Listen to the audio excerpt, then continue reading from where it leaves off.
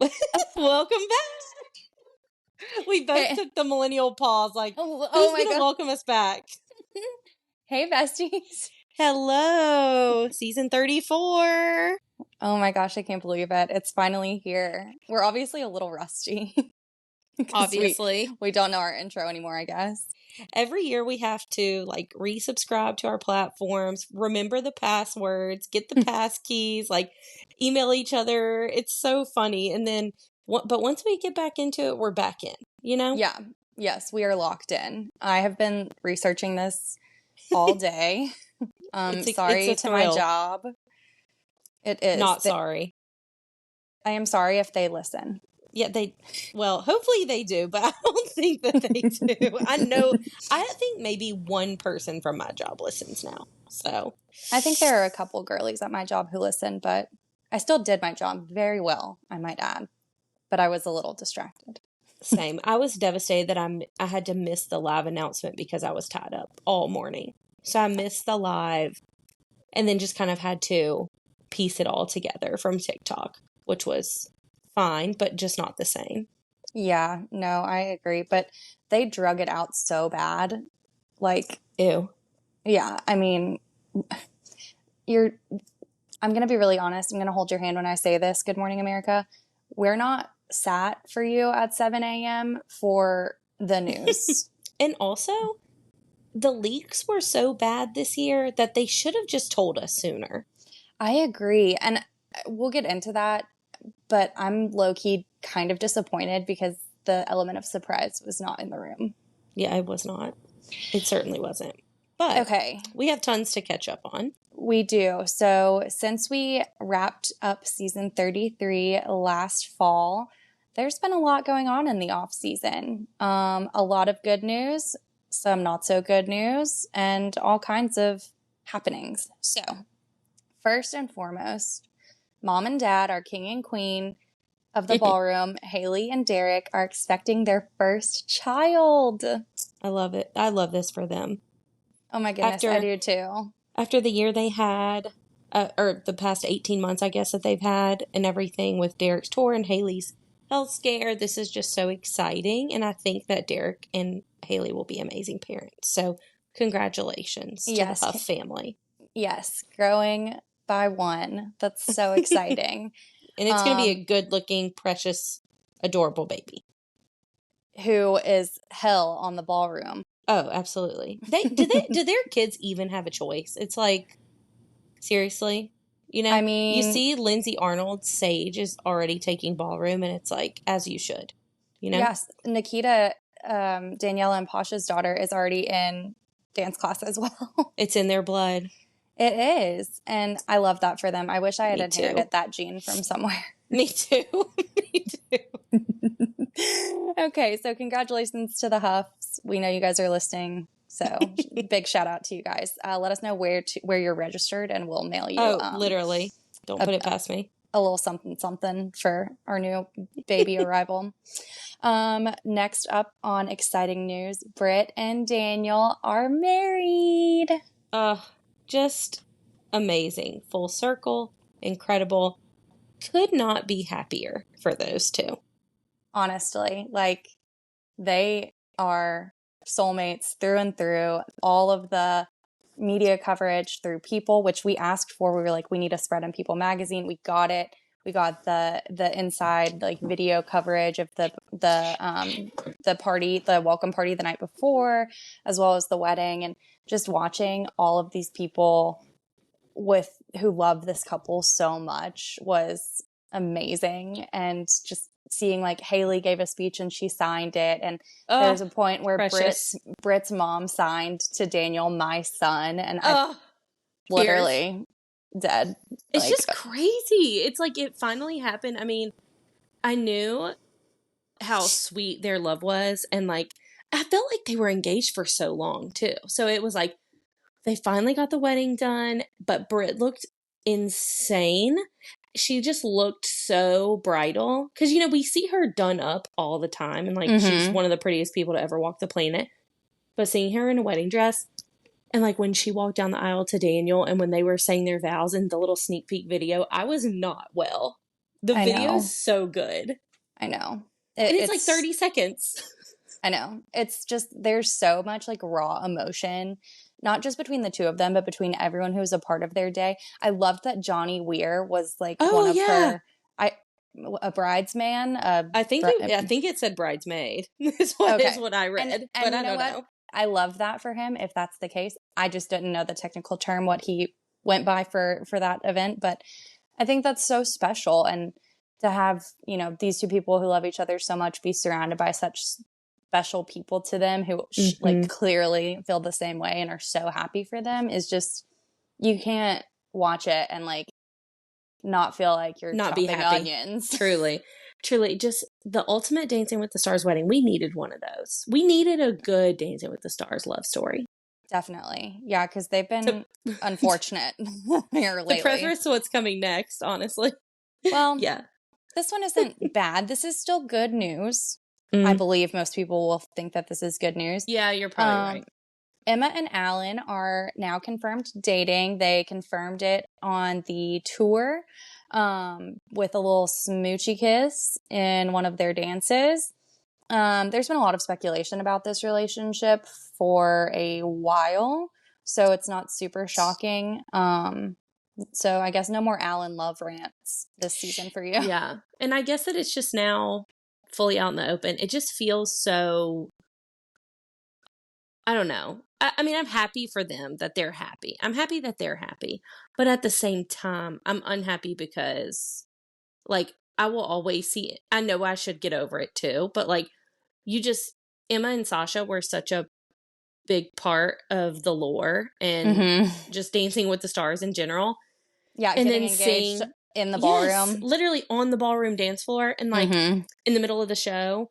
And just how all of those same people were also all at their wedding. And then now you want Alan and Emma to be happy, but you also want Sasha to be happy. And it just feels like so messy. But at the same time, I would love to know what the group chats say. I know. Same.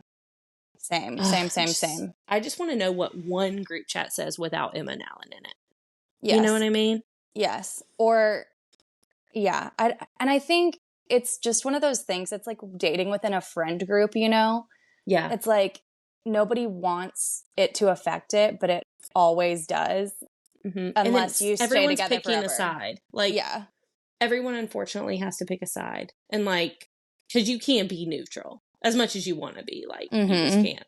And I feel like Emma just has so much presence at Dancing with the Stars. She's like very, very well loved and liked, rightfully so. And it just kind of really feels like Sasha's getting the shaft here. But a little bit, but at the same time, like I feel like they've been able to continue working together very well, very professionally, still supporting each other. It doesn't seem like it was an ugly split. It was just they went in different directions. So it seems pretty amicable. So, and I know that I'm sure, I know they cared very deeply about each other at one point. So hopefully they can both find their person, be it Alan or whomever, and, be happy together separately. Just like of the billions of people on the planet, like you can only date on your show. You know what I mean? Like, let's branch out a little bit. Yeah, but it's hard when you live in such a niche bubble. You do just spend so much time with each other in that group, but still, I don't know. That's just the whole other weird element to me. It's just definitely like, weird, and it's weird in a way. Like, I totally support it, but I'm also like, well, that's wrong. They're supposed to be with this other person. But I'm happy for them. I hope it works out. I hope they're very happy. They seem very happy. And they do. Congratulations. Yes. And they're good looking people who seem like, really great folks. So yeah, we wish you the best. We hope it works out for your sake. And Jeff's sake as well. And Jeff's sake. Jeff needs a mother. Okay. So moving on to the more messy of our relationship drama. This one's not the worst. I saved the worst for last. But so speaking of our dear Sasha, he and Jen Tran after last season were in a relationship. It was confirmed that they were together we don't know to what extent. Like, I'm pretty sure they were exclusively dating, but I think we all kind So of weird. knew that it was not like an end game situation, No, no. which is fine. I mean, do your thing, Truly, absolutely. truly. I think it's like you two were so clearly each other's rebounds off of some Mm-hmm. breakups, but then it's like you were just publicly a rebound, and then Yeah. everyone kind of knew. But also, you were cute together, Mm-hmm. so it was fun, and I really do still feel like they were what each other needed at that time. Agreed. So I hope that they are still, and I don't see Sasha being not cordial with anyone. I know. So I feel like those two, will hopefully still remain some sort of friends, because I do feel like they were what each other needed Definitely. that season Definitely. and that season of their life. Mm-hmm. Well, and I think again that one was a pretty amicable split as well, Yeah, because Sasha posted on TikTok earlier this week, maybe even yesterday. It was something he pulled from his drafts of like I saw Jen that. absolutely eating it, and he like tagged her in it. So you wouldn't do that if you hated their guts and never wanted to see or True. hear from them again. True. So, speaking of never wanting to see or hear from someone again, in a huge shock to literally everyone involved, Brooks and Gleb have officially ended things And they hate each other. And they're aggressively. both on smear campaigns against each other right now. Correct. It's wild, especially for something that lasted so little time. Yeah. So have you watched Love Thy Nader? Have not sat down, pressed play, season 1, episode 1. However, I cannot escape it. It's everywhere on my TikTok feed, which Yeah. I don't hate, because it is giving me some insight, and like, they are still fun to watch to me from the TikTok clips that I've seen. And then Mm-hmm. she did an interview with Amanda on Not Skinny But Not Fat, that I've listened to like all the clips from that too, because I also just really like the way Amanda interviews, so I look forward to listening to that episode. But I cannot escape them on TikTok, so I'm watching the whole Gleb breakup unfold, just like days apart, So I'm like, because I'm not going to seek out the content or like watch a show on Hulu. But what I find so interesting is that this show is produced by Hulu, which is under the ABC umbrella, Mm-hmm. which obviously is Gleb's employer as well as Brooks's employer. And so Mm-hmm. I'm just like, this is crazy, because they're both just like, Brooks is just blasting him and saying that Gleb was cheating on her. I don't know how much everyone knows, but like, the whole premise is that Gleb was in New York with Brooks and left his phone in a cab. The cab turned around and brought it back to Brooks' apartment. And so she had his phone But for. meanwhile, he was getting on a flight to go back to Joshua Tree where his house Yes. is. So Yes. the math doesn't math for me personally, because like Gleb just doesn't seem like someone who would print out a boarding pass. I'm so sorry. He probably has multiple phones. Or like he's an iPad kid or something. Yeah, he probably has multiple phones. But what was crazy is like, Brooks basically breaks into his phone. It's so weird, because she's like, what's his password? It's probably something stupid like 1234, like it's so classic, just like whatever. Anyway, she finds the messages and then basically is like, he has a bunch of pictures of other girls' boobs on here, and he's claiming to go be hooking up with other women in Joshua Tree. So then Right. she has this whole like breakdown with her parents.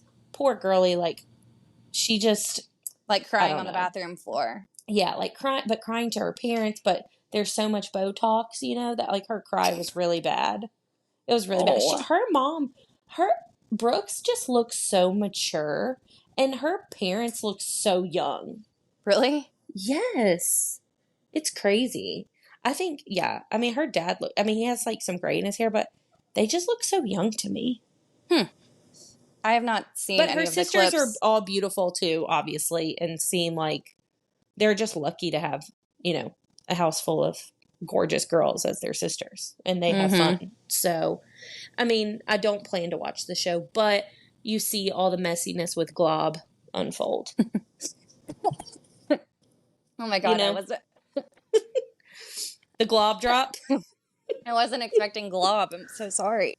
Every time people say Gleb and then they have the voice text, over the video or the voiceover, it always comes out as Glob instead of Gleb. Oh my God. Yeah, so, well, then there was the drama that Brooks basically caused Gleb to lose his career, which then turned Allegedly. out to not be the case. I think they're both half-truthers. I don't trust either of them as far as I can throw them. I don't think anyone thinks that they're the most trustworthy people. I mean, no shade, like, whatever. They just don't strike me as that. So, like, I feel like they're both kind of stirring the pot, fanning the Right. flame, and, like, whatever they can do seeing to what stay happens. relevant, they will do. Yeah. So it's interesting, but yeah, who knows what happened, but ABC allegedly fired Gleb. He was all pissed about it and took to social media, and then next thing we know, he's back. So do with that And what his you will. TikToks were so messy. They're just like, you think you can ruin me or something, like just weird audios. It was like, dude, yeah, he was in his feels. He was in his feels big time, and I was like, maybe like not for the general public's consumption, my guy. Lock it up. Yeah, I know. Do that inside like everyone else. Behave yourself, literally. Yeah. But yeah, so those two are just grasping for straws. They really do just want to stay relevant so badly. And it's interesting, though, because Brooks was like, I was really in love with him. I was so blinded by love. Like, I loved him so much. I'm like, there is no way, girl. They hooked up day one from the jump. So, like, I think they, which, like, I'm not saying that that's a bad thing either way, but, like, the whole thing just moved so fast, which I get it. Like, you can, I mean, to each their own, but right. I just feel like you would have more of a, like a grounded relationship. But I guess this whole thing was not a grounded relationship, and that's being proven time and time again, which is fine. And just Gleb's track record's just not that great. No. No, it's really not. But I wish them both the best. Truly, as they go their separate ways. Potentially, who knows? They could get us they again. They could be back together tomorrow. Honestly. But whatever. So, yeah. Good luck to you. For our relationship corner. Moving on to some changes at the show. So I've heard rumblings of a Total Troop refresh, which is interesting because we just had a Total Troop refresh last season, and none of the people that I've heard discussed have been full-on confirmed, except I think maybe one. But I only have 3 names that I've been seeing frequently. One of them is Haley Bills, who's Jenna's cousin. Yes. Jackson Willard, who was on World of Dance and was a backup dancer for Rihanna, the queen. And then Camry Peterson, who was on Dancing with the Stars Junior as the, like, quote-unquote pro. Okay. So those are the names that I've heard, and they should confirm the troop here within the next week or so, I believe. Yeah. So we'll just kind of stay tuned on that. Exciting. Happy for those 3. Yes. If it's usually, them, like a first... That's what's interesting, too. It's usually like a first step forward into, seeing if you could be the pro. And so it's interesting to me that all of the others kind of step back. I'm trying to think who all went on tour from the last troop, but I wouldn't even know or remember. I don't know. I'm not sure any of them did.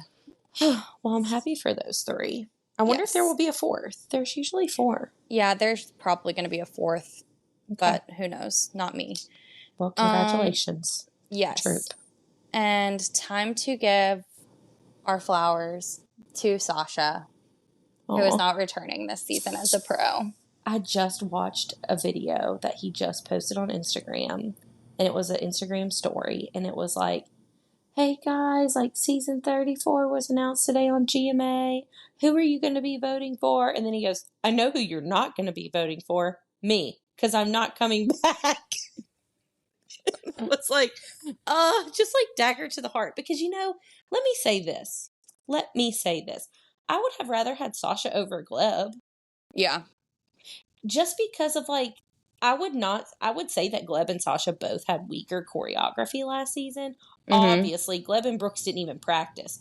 But like, I think Sasha he just loves this show so much, and he like really cares. And I'll be sad to not have him. I see why he's not coming back, but you know, I'll miss him for sure.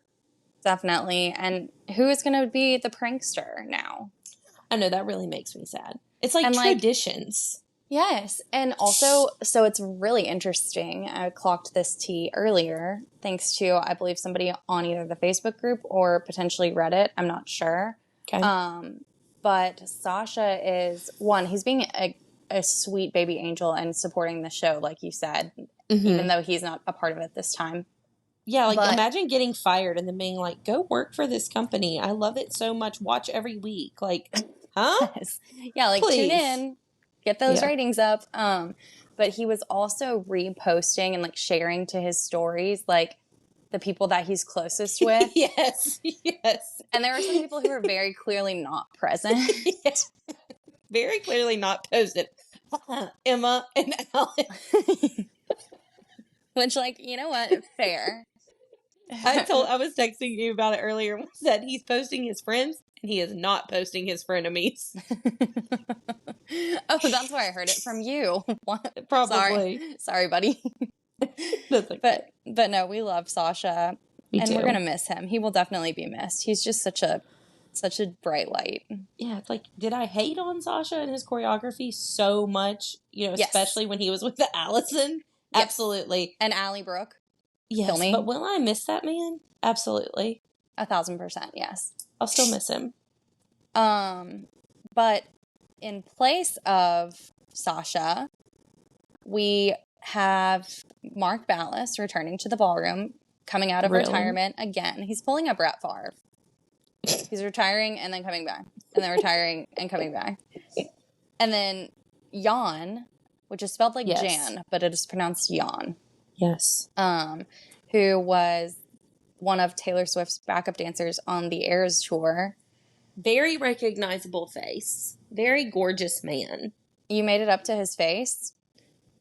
What? The abs drew me in straight away. Yeah, I mean, well, he's the total package. No, he really is. Gleb is shaking in his boots, honestly. Yeah, Gleb, your time is up. Yeah, there's a new sheriff in town. I have a hot take about Mark, and I want to see what your thoughts on it are. I'm very scared to say this out loud because I'm very conflicted. Like how we were with like Emma and Alan, this is how I feel about Mark. Because I love him and he has given so much to this show. He's a huge reason that this show is so successful, and his choreography is amazing. He's one of the best pros of all time, and he has the Mirror Ball trophies to prove it. However, it kind of gives me the ick a little bit that he's like, I will come back to the show, but I get to pick whatever partner I want. Right. And like, under the circumstances in which I have a chance to win every time, I will come back for that. Like, I'll come back for specific people. So, and we don't even know if 100% that is confirmed, but also it's like, you don't even have to read between the lines to assume that. Mm-hmm. Because it's so clearly like, yeah, I'll come back as long as they're good.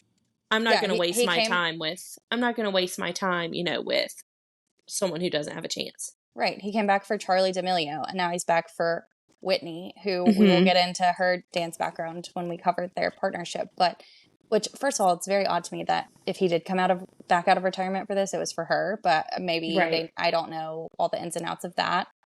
But I don't know. It just kind of rubs me the wrong way. But at the same time, like, I get it because he does have the credit to like back it up and be like, if you want me on your show that badly, then here's what I want. So like nothing but respect for him. I just kind of wanted to gauge your thoughts.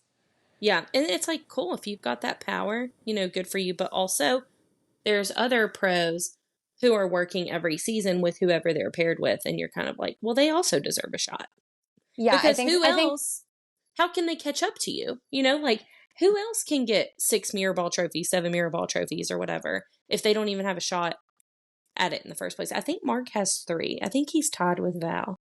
Yeah, I think that's right. And Derek But has 5 or 6. Derek has so many. I was even trying to name all of his today. But yeah, I mean, you know that I love Mark because I think he brings something extremely unique, and I love his passion, and like I think he just, I don't know, he just has such a good aura. He's a man of the people. He's a great person. I hope that one day he's on the judging panel because he's such an amazing judge. He gives amazing feedback. Yeah. I think like you kind of hit the nail on the head when you were like, you know, we want other people to have a chance. I think that's what I'm looking for, is because there are so many awesome pros, and we all love all of the pros. Like, for like, the most part, I adore them. I think they're wonderful. I keep up with them all year long, and I want it so bad for every one of them that it's like, okay, like you had your turn and then you retired, and then you came back so you could win again, and then you retired, and then you'll take another break. He'll take another break after this one, especially if it doesn't go his way. Right. And it's like, I get it. Like, if you're not gonna, like, why do it at all if you know, this isn't his like full-time gig. Like he has proven that he is that guy. Right. So like, I see both sides, and I'm just kind of like, damn it, Mark, let somebody else have a turn, please. I know. And also, I do agree with you. I love him when he judges. So I think that's what's next in his future. But, you know, good for him. Maybe he's got to make some coin. You know, he does. Like, actually, guys, I need some extra cash. Can you bring me back this year? Plus, he's like, rent's due. No, plus he also, this is really good for him because he is on the newest season of The Traitors. So yes, he's going to be on season 4 of The Traitors. Oh my God, which I love, by the way. Thank you so much for getting me into that show. Oh my God, it's the best ever. So, but yeah, so maybe this was not kind of what we're thinking, but more so like he wanted to come back to be like, hey, remember me? That guy on Dancing with the Stars who absolutely kills it. Just wait till you see me on The Traitors. a good promo. Because when Max was on The Traitors, he hadn't been a pro on Dancing with the Stars for a couple seasons. I'm pretty sure. Huh. Well, interesting. Love that for him. Yes. Okay. Last but not least, we went to the tour. We did. Katie flew up to Cincinnati, and we went to the Dancing with the Stars tour. We did. And we had a time. It was a blast. It was cold and snowy and treacherous. I forgot that there was snow on the ground. Of course there was. Yes. And I ate some Skyline chili and did all the Cincinnati things. Breathed the same air as Joe Burrow. Yes. So it was great. The live show. So when we were there, obviously Steven was on the entire tour, but Chandler also showed up for hours. And can we she's even more talented to watch in person. Yeah. Even more, just like your eye just gravitates towards her. And when we saw her on tour, we both left the show being like, damn, it was a big loss. Like she just was so amazing that, especially when you see her in person, you were like, oh yeah, she really probably should have won last season. No, she definitely should have won last season. If you're basing it on talent only, which we know that that's not how this show works, and we love it because it, is that way. Right. But man, the girl can move. She can move. And also, Steven, incredible. Like, comedic timing, MC of the show, fantastic job all around. Loved his personality.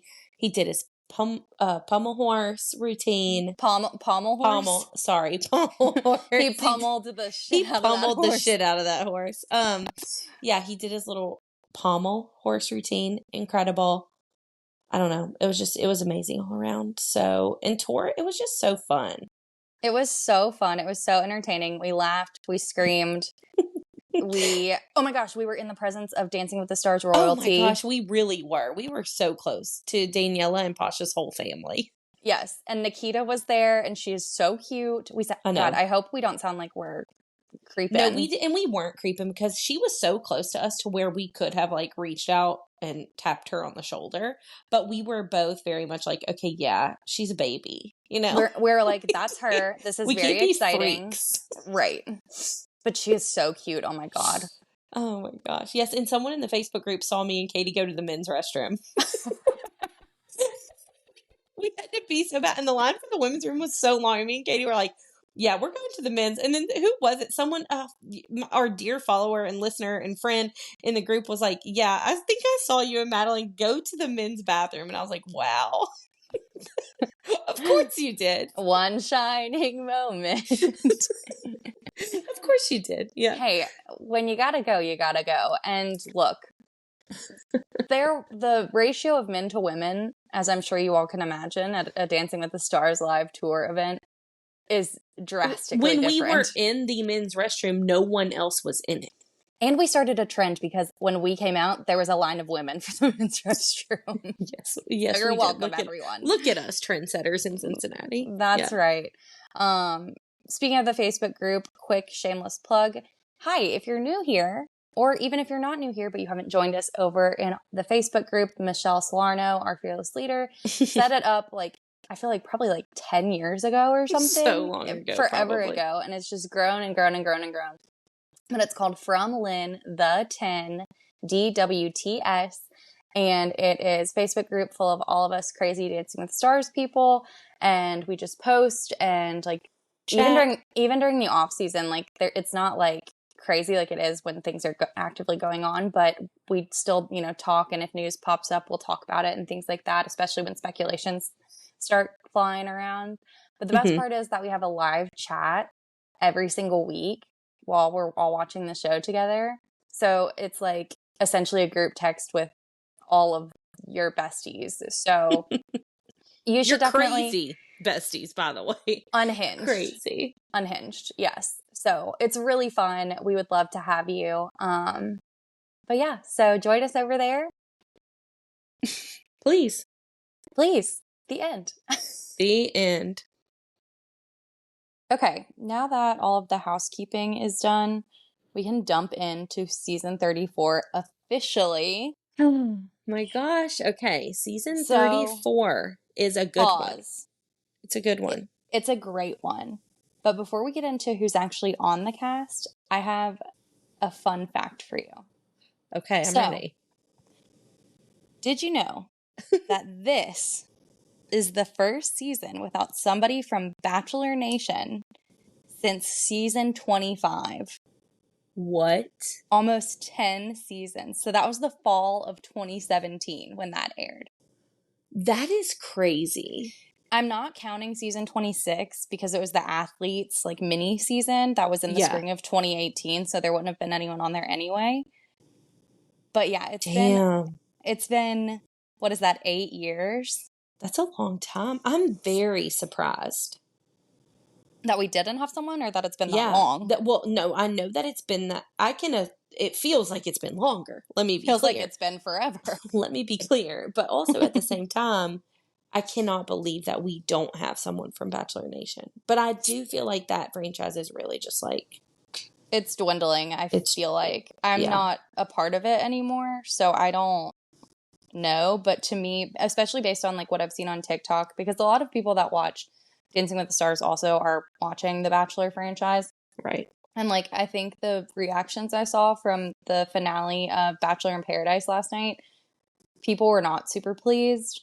And I think it's just kind of been dwindling for a while. There were also a lot of rumors that Colton Underwood was going to be on this season, or the Clayton guy, the one who was was originally Gabby is from his season. But I'm so glad we don't have either of them. Yes. Yeah, because the rumor about Colton that circulated for a minute was that he was going to be on with Mark because they are both on season 4 of The Traitors together. And they were going to be the first male and male couple because we've already had 2 females as a couple, JoJo and Jenna. But I'm just glad that didn't happen. I just needed a break.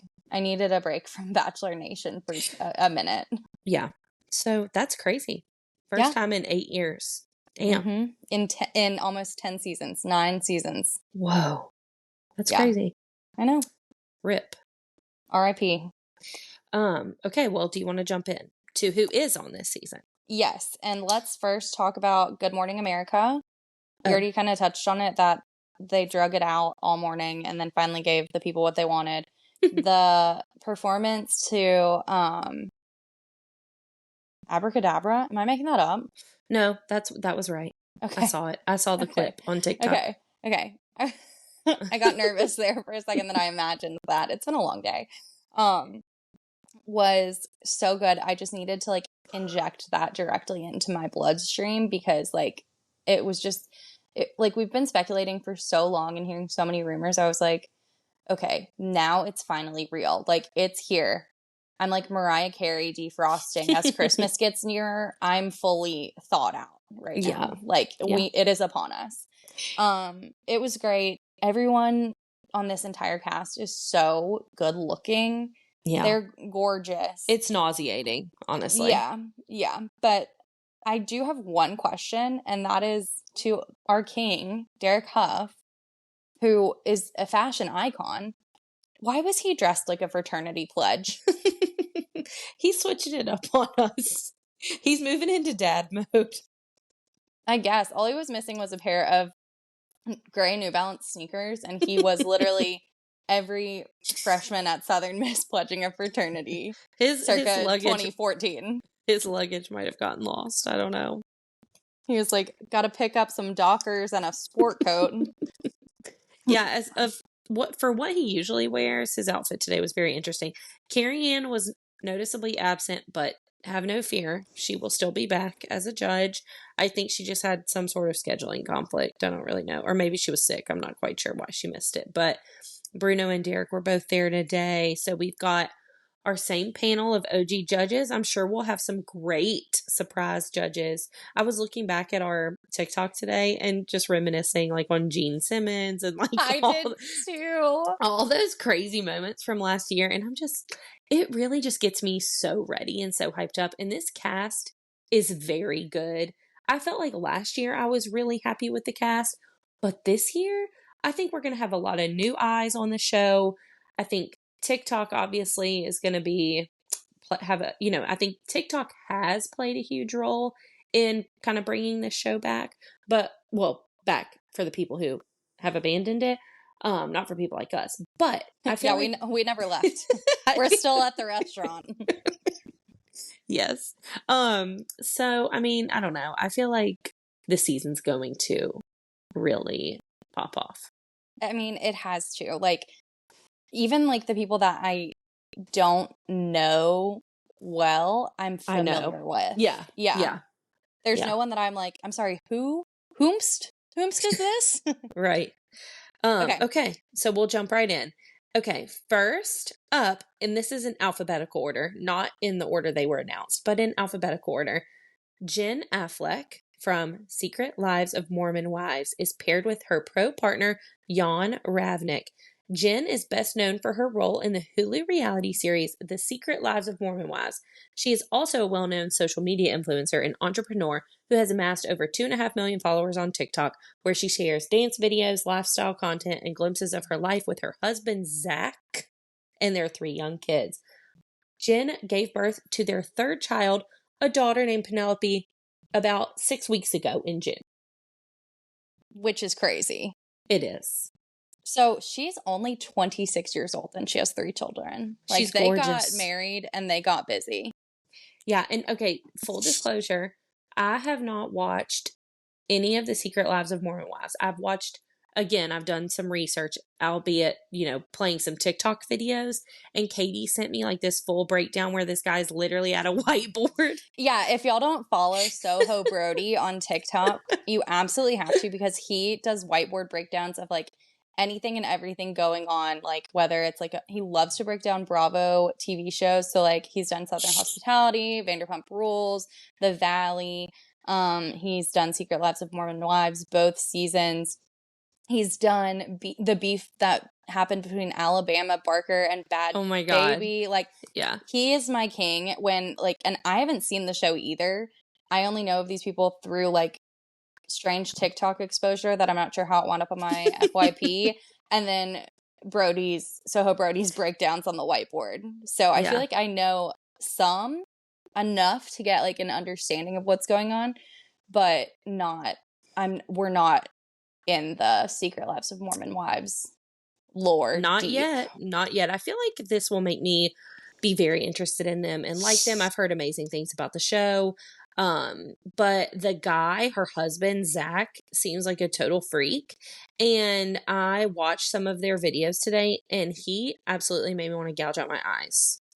So, first of all, it's Zach with no K or H. It's ZAC, which Like red Zach. flag. Like, Right. yeah. Okay, so from my understanding, he is pretty across the board not well liked by the public. Okay, good. Good. We're getting something right.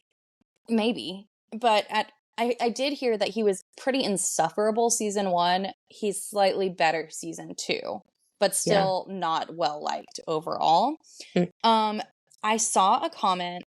This person's account on TikTok was private, so I don't want to say who it is, but her name's Lauren, and she commented, it's one of the top comments on a video that Zach posted in response to all of the like call outs that people have been doing about how, oh, you know, he's about to be in every single rehearsal. Oh, He seems allegedly controlling. Yes, and insecure, which again, we're speaking based off what we have seen and heard.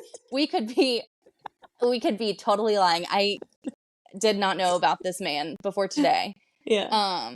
That's not true. But anyway, Lauren commented on his TikTok where he was basically being like, oh, okay, I'll have a full crash out if... Oh, I saw that. Yeah, you sent it to me. That. Yeah. So her comment, it's one... Yeah, you did. And then you sent it right to me. She's like, I think the second comment that's like got the most likes. She said, Zach is the Gen Z version of Spencer Pratt, and I'm here for it, and I cannot unsee it. She's exactly correct. That's funny. Spencer and Heidi on the Hills, like, although Heidi was seemingly more insufferable at that time than I believe Jen is, with my limited knowledge of her. We are grasping at straws here. And you know what's even funnier? Like, she was one of the first stars announced months ago. Like, I really could have done a little bit of research on her instead of today some of this. Trying to literally cram and learn every single amount of knowledge about her and the other girl, Whitney, in like an hour. And it just... So no telling. Like, I'm probably so far off the board, but you know what? It's okay. We'll learn. Well, if Lauren said it and a lot of people liked it, I feel like it's got to be true, right? Right. Thanks, Lauren. We can't all be wrong. So I just can't get over the fact that she just birthed a whole child. Yeah. At the end of June. And like now here she is. I'm happy for her. Oh my God, same. She posted a TikTok that got like 2 million likes. It was very funny. She's in her hospital gown with like her like plastic jug of water they give you. Oh yeah. And she's like, she said my pelvic floor may not be ready, but I am at Dancing with the Stars. And I'm just like, because I looked it up today because neither you nor I have birthed a child. So I was like, I mean, I don't even know. Like, I know there's recovery time and I know there's so long before you can be intimate again, which like, depending on how it goes, you may never want your partner to touch you. Literally. But they say that like you should be able to do regular day-to-day activities between 4 and 6 weeks. You can't have you can't be intimate with your partner until 6 weeks, like in the baby making kind of way. You can do whatever you want. Well, whatever else you got, but then I'm laughing again because these are other topics we should have done some research on by now. I looked it up, but I also No, I know, but it's funny. I have no personal experience. Like, to everyone out there who has birthed a child or had a C-section or just had a baby, like, I give you all of the kudos, all the props. Like, I bow down to you because, I mean, the female human body is absolutely amazing. Like, hell yeah. One day I hope to put that to good use with my body, God willing. But I cannot speak from experience, so I'm going off of what Google says. So if you're like listening to this and going, the hell is she talking about? please no. I don't know what It's going to be I'm the saying. women. It's going to be the women who have watched every single episode of Secret Lives of Mormon Wives and given birth multiple times who are listening to us right now wanting to grab our, like, slap us in the face through the screen. Strangle us. How do you strangle someone through the internet? Literally. No, but okay, so then I read deeper because I was like, that doesn't seem like that long for like such a major. Right. And this is through Event. a tradition. This is through a quote unquote traditional birthing process. I don't know if I can say like the V word on here, but the normal quote unquote way of having a baby. Mm-hmm. If it's a C-section, obviously it's a much longer process. That's like a major surgery. But she did not have a C-section, so. But I was still like 4 to 6 weeks to just like go about your life like nothing happened. Like, well, seems not even crazy go, to me. just go about your life. Like, sure, go about your life, but like go through a very rigorous dance training process. Right. So that's what I'm saying. Something so then I you've looked never up, done. Very interesting. I looked up how long after you give birth are you able to do like workouts and stuff, and they were like, oh, probably like 6 months. What?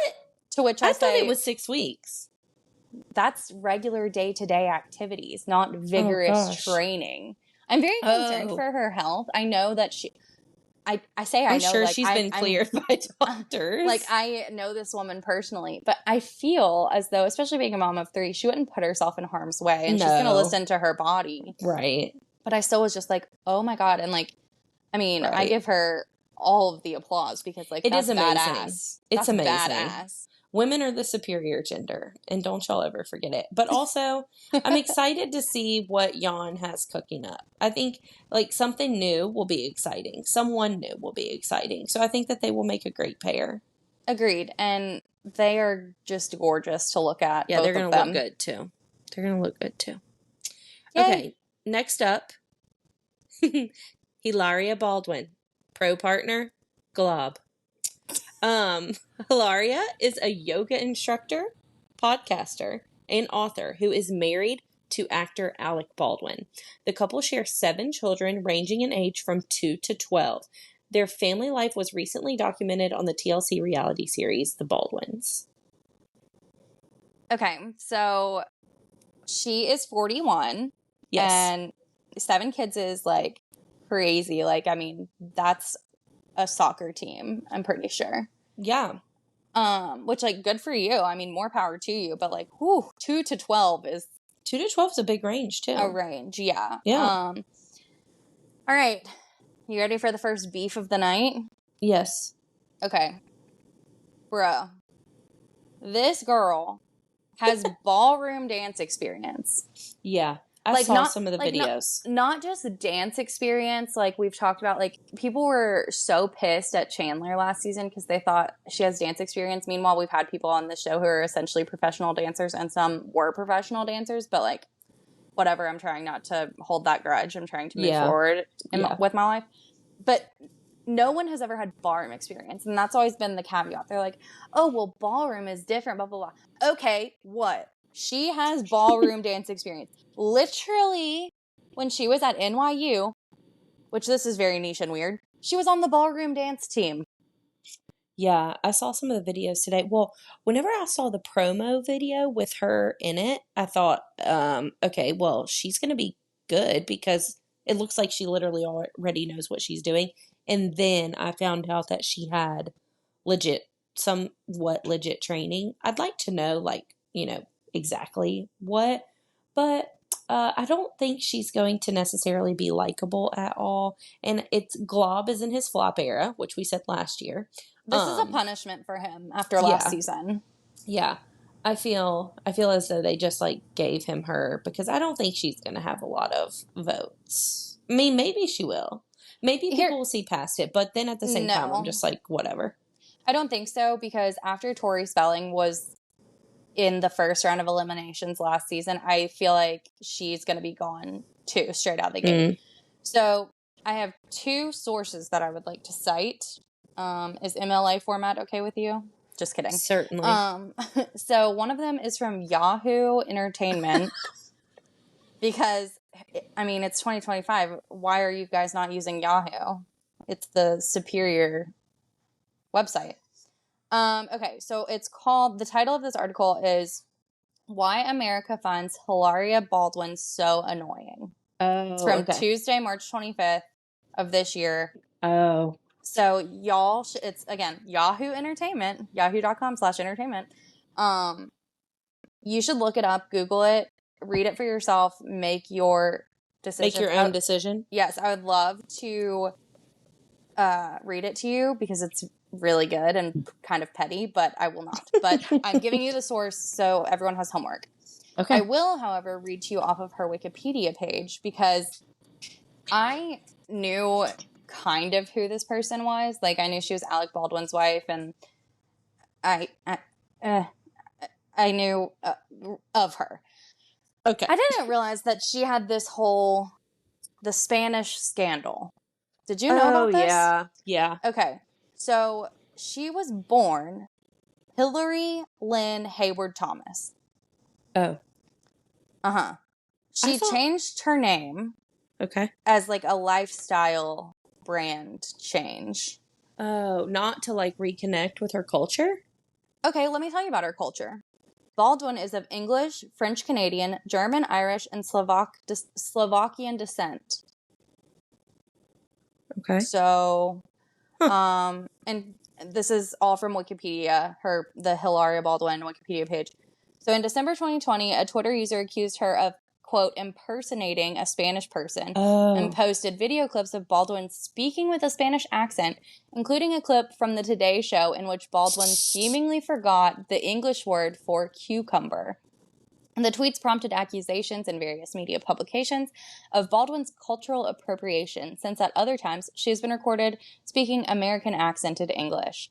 Her agency's website listed her birthplace as Mallorca, which is in Spain, rather than Boston. Baldwin was often misidentified as either Mallorcan, Spanish, or Latina, encouraging positive press by Hispanic media such as the celebrity gossip magazine Hola. Oh, no. Baldwin affirmed mistaken statements that she was, quote, half Spanish while speaking at the UN and spoke, quote, as if she has a Spaniard's familiarity with that country's food culture, end quote. In March of 2021, The Atlantic listed Baldwin as an, quote, identity hoaxer, along with Rachel Dolezal and Jessica Krug, which I know Rachel, she's the one who is a Caucasian woman who says that she identifies as Black, I believe. Okay. Oh. Baldwin responded that she identifies as white and her ethnic background includes, quote, many, many things. Baldwin claims that she was raised in a Spanish-speaking household. She said she spent, quote, some of her childhood in Spain and, quote, some in Massachusetts, but had never been enrolled in school in Spain, only spending time there during family holidays. She has stated that she began to use the name Hilaria. Ilaria? I don't know if the H is silent or not. Yeah, I think they say it Ilaria. Like Ilaria. I'm not sure, though. No hard H. Okay. Quote, as she got older. Baldwin also claimed her inability to remember the word, quote, cucumber was stage fright during one of her television appearances, and that she is bilingual and her accent comes and goes depending on the stress and other factors. She described herself as, quote, multi and culturally, quote, fluid.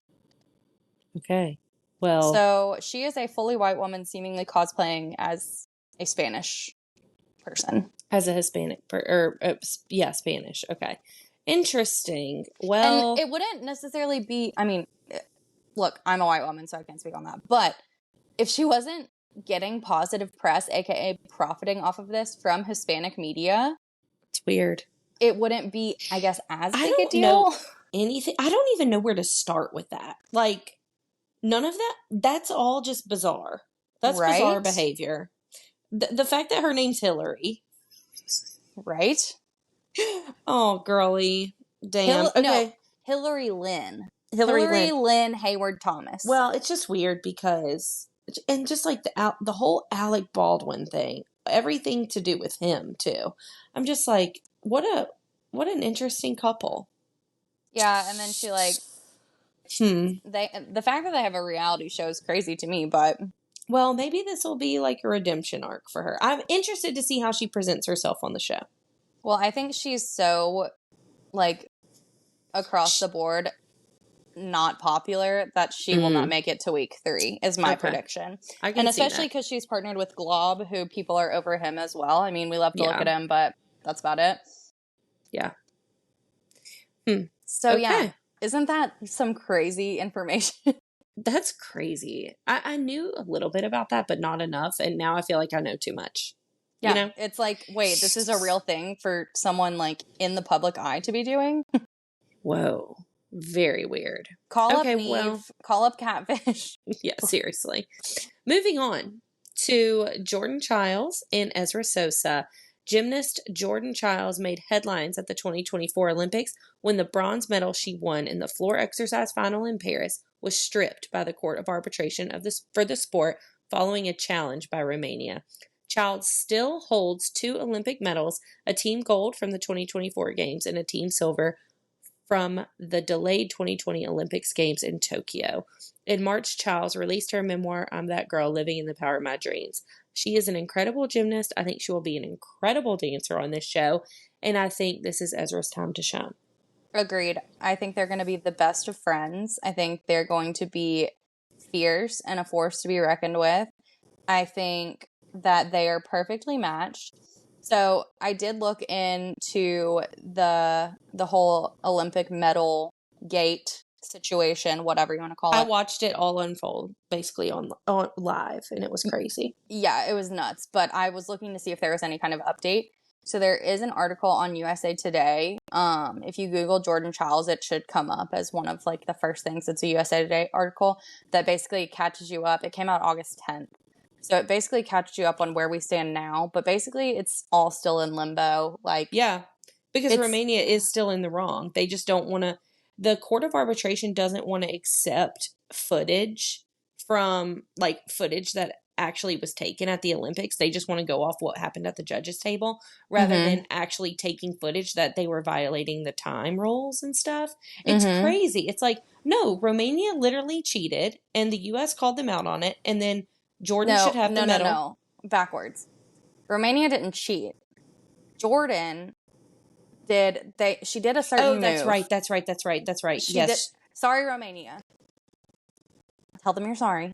I'm so sorry, cheaters. Romania. I'm sorry. Thank you. Okay, yes, I know what happened now. She did a move and it should have counted for more points. Correct. And the US challenged the judge's score on it not counting for the full amount of points within the correct time frame. Romania says that they didn't, but they did.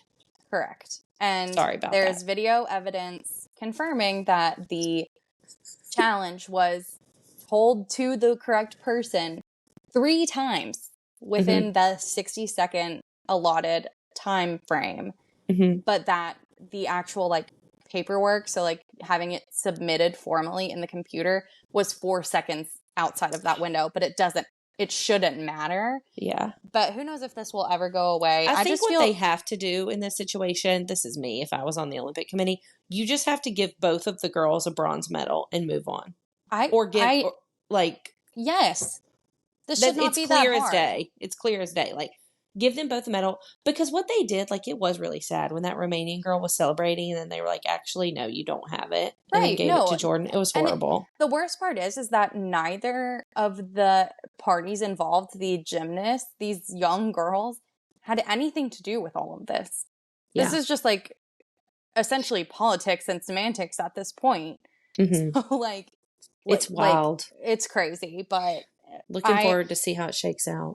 Definitely. And I hate most of all that you had this amazing Olympic run and then it's kind of marred by something like this, because I didn't realize this, but at the time, because I'm very much Team USA, chanting it, we'll paint my body red, white, and blue during the Olympics. Yeah, you heard me, Romania cheated. Yeah. So we stand on business for the USA, especially during the Olympics. I'm never more patriotic than when the Olympics are happening. So I was only seeing people on social media being oh my gosh, Jordan Childs, we love you, we support you, blah, blah, blah, whatever, all of this. Apparently on the other end of things, aka the rest of the world, they were personally attacking her. You just did to Romania, but that's all right. That's fine. And I didn't realize Like, this poor girl, she was 23 at that time. Like, that's They were calling her crazy. like evil. I mean, it's They're these saying gymnasts. she stole it from that Yeah, other girl. Like, I felt these so gymnasts, man, they bad. go through hell. Not only training for their sport, and then just the way the world scrutinizes them is nuts to me. Yeah, and it's just the mental gymnastics, LOL, on top of the Yeah, physical ones. So damn girl. I'm excited. I hope that I think she has a great personality. She was so sassy in her floor routine. So I'm really excited to see what she brings to the ballroom floor. She's gonna be incredible. And just a little background about her. She is currently 24 years old. She is from Houston, Texas, and currently a junior, so still eligible at UCLA and a gymnast for them. Amazing. Okay, And next up, speaking of UCLA, we have another UCLA alum coming up. Baron. Yeah. Okay, Baron Davis. He is partnered with pro Britt Stewart. Baron Davis is a two-time NBA All-Star who was drafted by the Charlotte Hornets in 1999 after playing for multiple teams during his NBA career, including the Golden State Warriors. Davis is now a businessman and the founder of his own company, No Label. Okay. So, aside from the fact that he is also a UCLA Bruin, go Bruins, or whatever Go they say there. Bruins.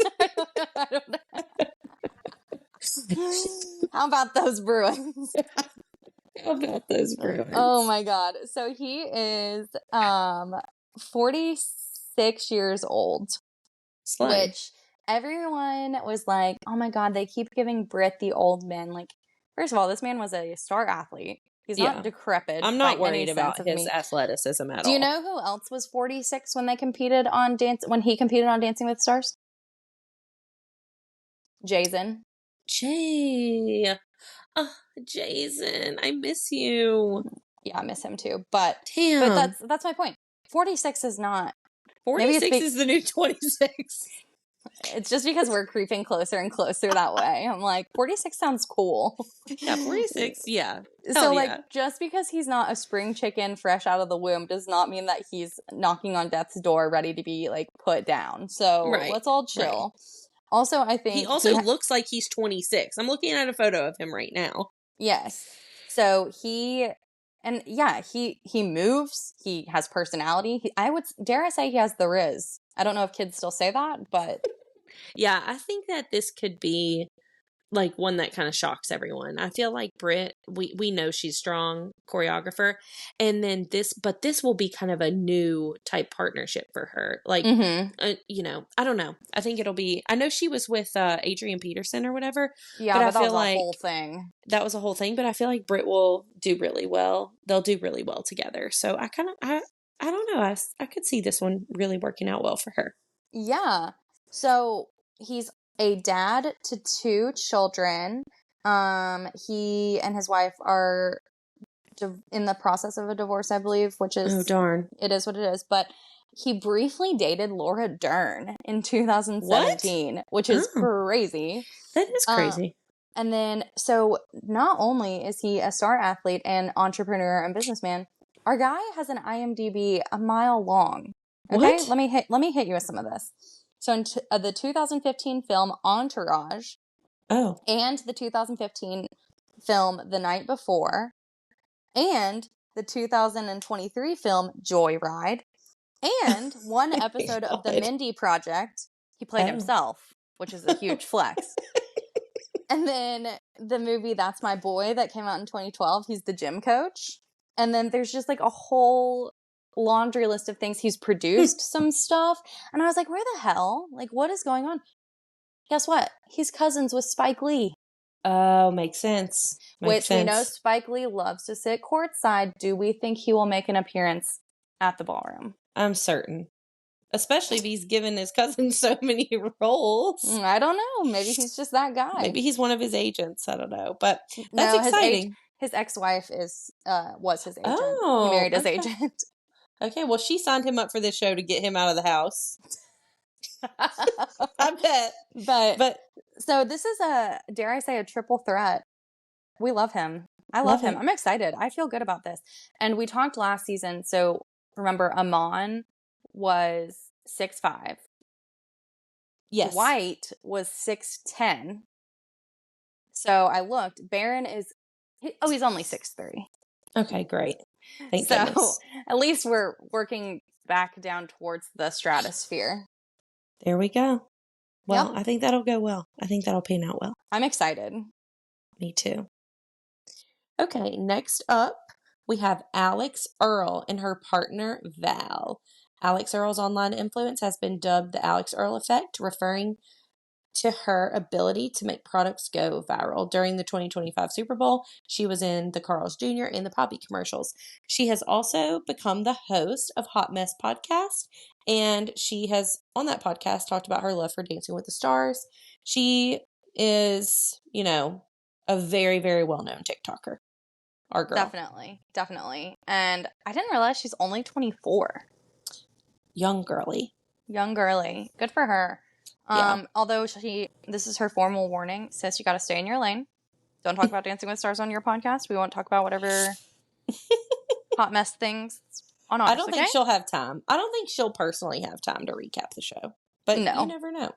But we will send a cease and desist. We won't, but it will be really sad. So she is another one that has dance experience. She danced as a young girl and then through her sophomore year of high school, which I will say, like, being on like a pom squad in high school is like pretty different. And that was also, I mean, she's only 24, so it wasn't that long ago. It's not as long ago as Chandler Kinney's was, but I digress. Still scorned, can't tell. However, she does have it, so I wanted to call it out to try and be consistent across the board here. She is dating Braxton Berrios. They've been dating since 2023. He's a wide receiver in the NFL. He had played for the Dolphins previously, and this season he is with the Houston Texans. Okay. She did admit that he will not be at the premiere because it's football season and he's got the Monday Night Football game before opening night. So,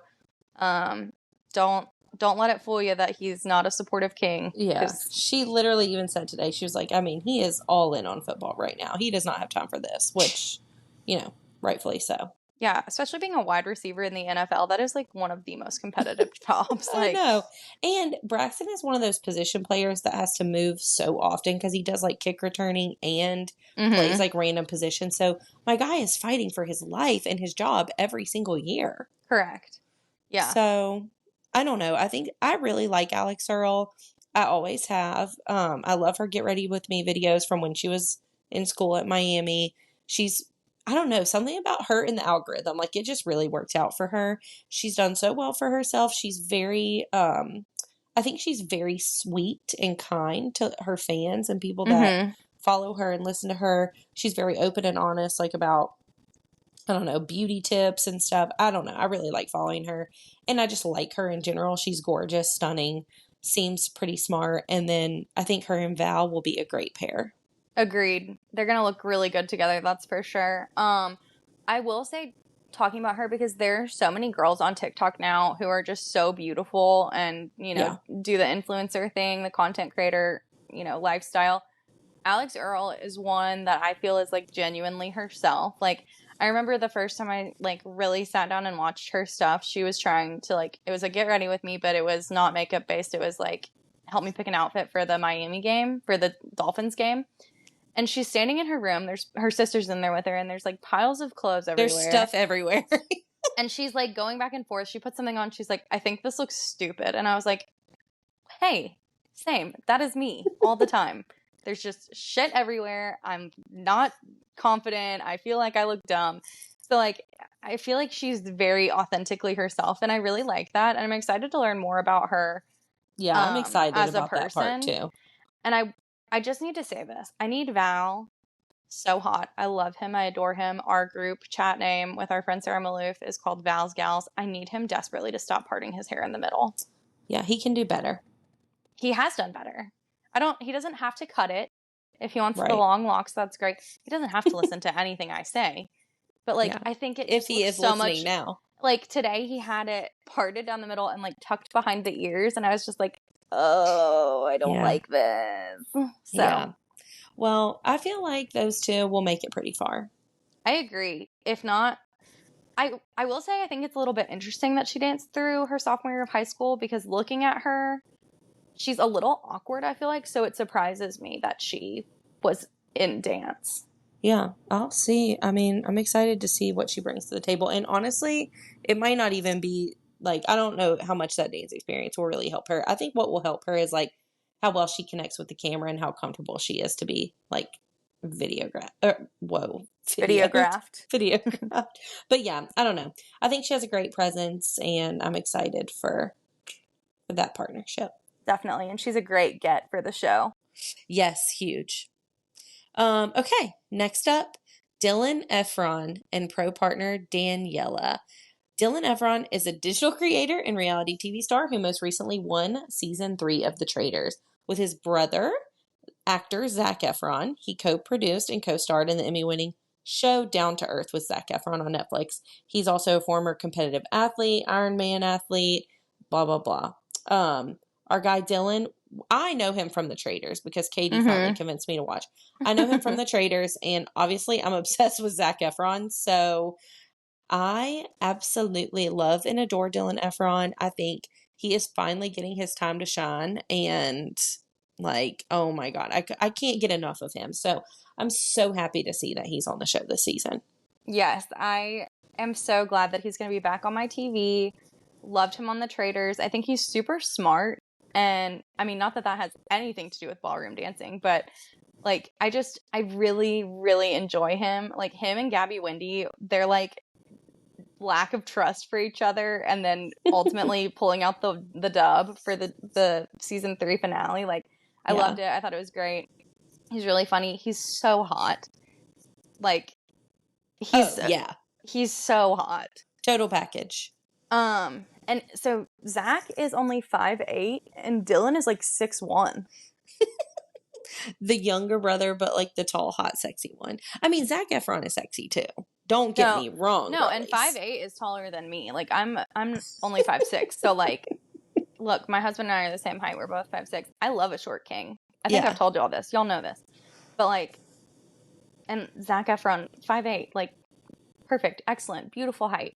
But I just thought it was interesting, like, little brother, but he's so tall. Like, they're built so differently. And they also look so much alike too at the same time. It's weird. Oh, did you see the TikTok of them driving around shirtless on the golf course? Oh, yeah. How many times did you watch it? Probably 10. I don't know. I just love him. He is a genuine person. He's not like, it's so funny because he's famous, but he's not famous. You know, like he's famous, but he's not like a celebrity. He has not accepted the fact that he's famous. No, I adore him. I'm obsessed with him. I love that he has Daniela because I worry for his dancing abilities. And if anybody's going to be able to help him and or choreograph in a way that is best for him, I think it's Daniela. So I'm lit. I'm so pumped about this. Me too. Great partnership. Okay. Next up, we have Corey Feldman, pro partner Jenna Johnson. Corey Feldman was a child star in the 1980s with roles in the films Stand By Me, The Goonies, The Lost Boys, and Teenage Mutant Ninja Turtles. He has pursued a career in music and advocacy, raising awareness about child abuse in the movie industry. So he is one of our older contestants. He's 54. He's bleach blonde. I was literally about to say bleach blonde. It's really more bleach yellow, but we can send him some toner in the mail. He needs a Dallas Cowboy cheerleaders makeover. He needs some toner. Just on the hair. Yeah.